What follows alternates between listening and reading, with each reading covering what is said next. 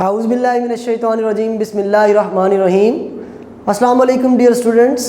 आज के video lecture के अंदर हम बात करेंगे एक्सक्रीशन इन कॉकरोच कि कॉकरोच अपने बॉडी से जो वेस्ट मटेरियल होता है वो किस तरह से बॉडी से बाहर निकालता है और वो कौन सी स्ट्रक्चर्स हैं उसकी बॉडी के अंदर जो इस पर्पज़ के लिए यूज़ की जाती हैं। तो चलिए जी स्टार्ट करते हैं आज के वीडियो लेक्चर को। तो कॉकरोच में आपको बताता चलूँ एक कॉमन सा इंसेक्ट है जो हमारे घरों में होता है, हर जगह पे ये एवरीवेयर प्रेजेंट होता है। तो ये किस तरह से एक्सक्रीशन करता है।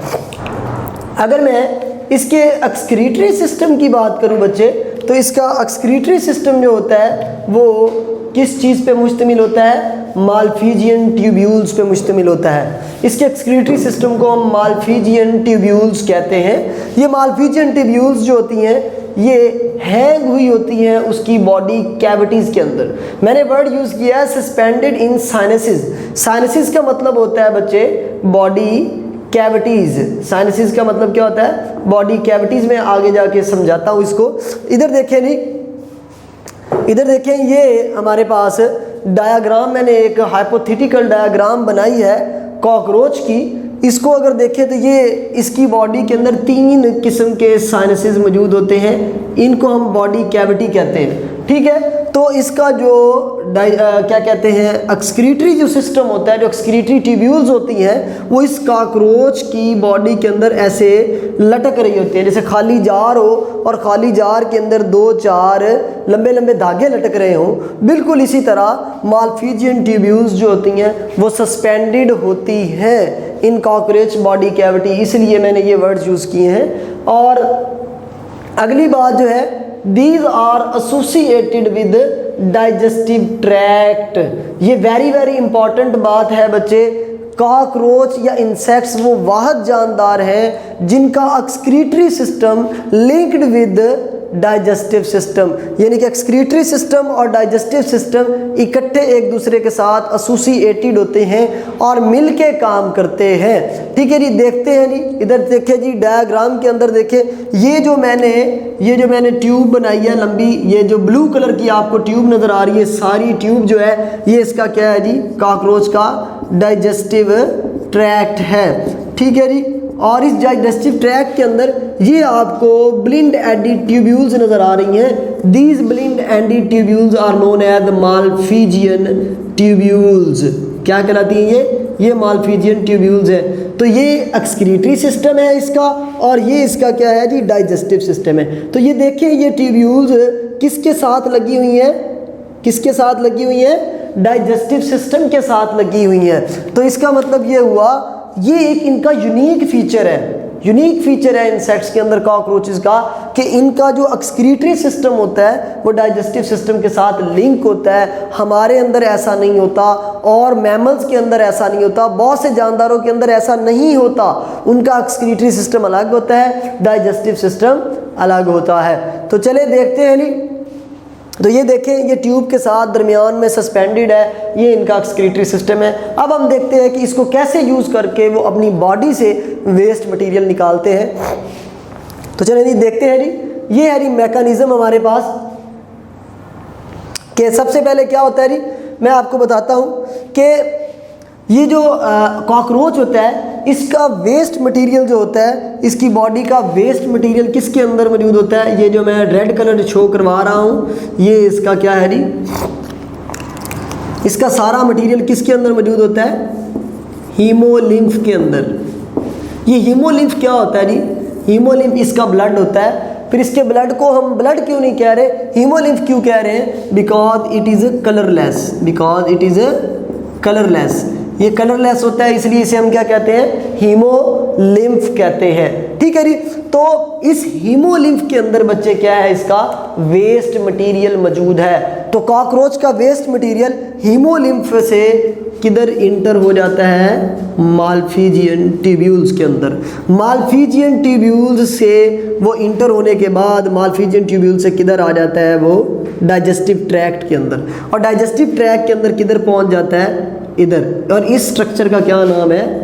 रेक्टम। क्या नाम है जी? तो वो किधर पहुंच जाता है? रेक्टम में पहुंच जाता है बच्चे।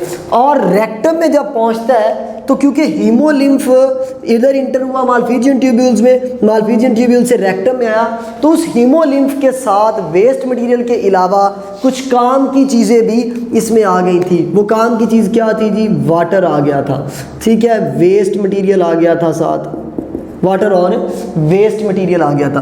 तो वाटर को वापस क्या कर लिया जाता है? बॉडी के अंदर रीअब्जॉर्ब कर लिया जाता है। तो पीछे क्या रह जाता है? रेक्टम के अंदर वेस्ट मटेरियल रह जाता है, यूरिनरी वेस्ट, यूरिन, ठीक है जी। तो ये जो मालफिजियन ट्यूब्यूल से जो चीज़ आ रही है वो उसका क्या है जी?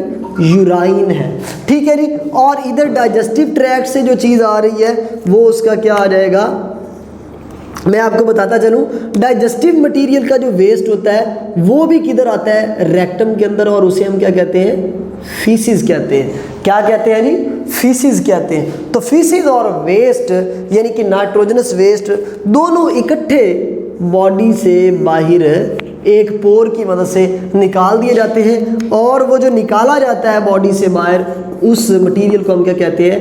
एक्सक्रीटा कहते हैं। यानी कि ये इंसेक्ट जो होता है ये अपना पेशाब और अपनी फीसिस, वेस्ट मटेरियल दोनों इकट्ठे एक ही पोर से निकालता है, जिससे इनकी फीसिस क्या होती हैं? सेमी सॉलिड होती है, लिक्विड लाइक होती है। जबकि ह्यूमन के अंदर अगर हम बात करें तो हमारा यूरिन का पोर अलग है, फीसिस का पोर अलग है। फीसिस हम अलग अलग, एक कोलाई का पोर होता है उसकी मदद से हम बॉडी से बाहर निकालते हैं, और यूरिथ्रल ओपनिंग होती है उसकी मदद से हम क्या निकालते हैं जी? बॉडी से यूराइन बाहर निकालते हैं। जबकि इंसेक्ट का एक यूनिक फीचर है कि वो अपनी फीसिस एंड यूरिन दोनों इकट्ठे एक ही पोर से निकालते हैं। ऐसा क्यों होता है? ऐसा इसलिए होता है कि उसका जो एक्सक्रीटरी सिस्टम होता है बच्चे, वो एसोसिएटेड है किसके साथ? डाइजेस्टिव ट्रैक्ट के साथ एसोसिएटेड है। तो इस तरीके से ये क्या करता है? अपना वेस्ट मटेरियल निकालता है। इसको मैंने मैकेनिज्म की शक्ल में समराइज किया है। देखिए बच्चे जी, इधर तो क्या था जी? मैंने कहा कि हीमोलिम्फ के अंदर इसका वेस्ट मटेरियल, इसकी काम की चीज़ें होती हैं। वो हीमोलिम्फ किधर इंटर हो जाता है? मालफिजियन ट्यूब्यूल्स में इंटर हो जाता है। मालफिजियन ट्यूब्यूल से वो डाइजेस्टिव के ट्रैक्ट के जो रेक्टम पोर्शन होता है, रेक्टम किसे कहते हैं? लार्ज इंटेस्टाइन का पोर्शन होता है जिसके अंदर फीसिस को स्टोर किया जाता है। तो मालफिजियन ट्यूब्यूल से वो मटेरियल जिसमें वेस्ट है वो किधर आ जाता है? रेक्टम में आ जाता है। लेकिन उस रेक्टम में साथ में वाटर भी आ जाता है। उस वाटर की फिर रेक्टम से क्या की जाती है? रीअब्जॉर्प्शन की जाती है। जब रीअब्जॉर्प्शन की जाती है ना बच्चे, तो पीछे क्या रह जाता है? पीछे सिर्फ वेस्ट मटेरियल रह जाता है बॉडी का, और उस वेस्ट मटेरियल को बॉडी से बाहर निकाल दिया जाता है, ठीक है जी। तो इस तरह से ये क्या करता है? अपनी बॉडी से faeces and waste, nitrogenous waste जिन्हें यूराइन कहते हैं, वो इकट्ठा ही बॉडी से बाहर निकालता है, और सेमी सॉलिड फॉर्म में निकालता है, उसे हम एक्सक्रीटा कहते हैं। और वो किस चीज़ पे मुश्तमिल होता है? Faeces and urine. ये एक इम्पॉर्टेंट कंसेप्ट है बच्चे। कहीं पे भी कोई भी बंदा आपसे पूछे कि वो कौन से जानदार है जिनका एक्सक्रीटरी सिस्टम एंड यूरिनरी क्या कहते हैं, डाइजेस्टिव सिस्टम एसोसिएटेड होते हैं, तो वो है जी इंसेक्ट्स, कॉकरोच, और वो एक ही पोर से अपनी यूरिन और फीसिस बॉडी से बाहर निकालते हैं। तो ये था जी आज का हमारा लेक्चर कॉकरोच के हवाले से। तो कॉकरोच का एक्सक्रीटरी सिस्टम मैंने बताया कि वो मालफिजियन ट्यूब्यूल्स पे मुश्तमिल होता है। वो मालफिजियन ट्यूब्यूल्स मैंने यहाँ पे बना के दिखाई, और फिर मैंने बताया कि वो मालफिजियन ट्यूब्यूल्स किस तरह से वेस्ट मटेरियल बॉडी से बाहर निकालते हैं। क्योंकि हम इस सीरीज़ के अंदर हम बात कर रहे हैं एक्सक्रीशन की, तो इसलिए मैंने फोकस किया एक्सक्रीशन के ऊपर। हमने डाइजेस्टिव सिस्टम को फोकस नहीं किया क्योंकि वो हम पिछली क्लासेस में पढ़ चुके हैं। तो ये था जी आज का लेक्चर। नेक्स्ट वीडियो के साथ आपकी खिदमत में हाज़िर होंगे। अल्लाह हाफिज़।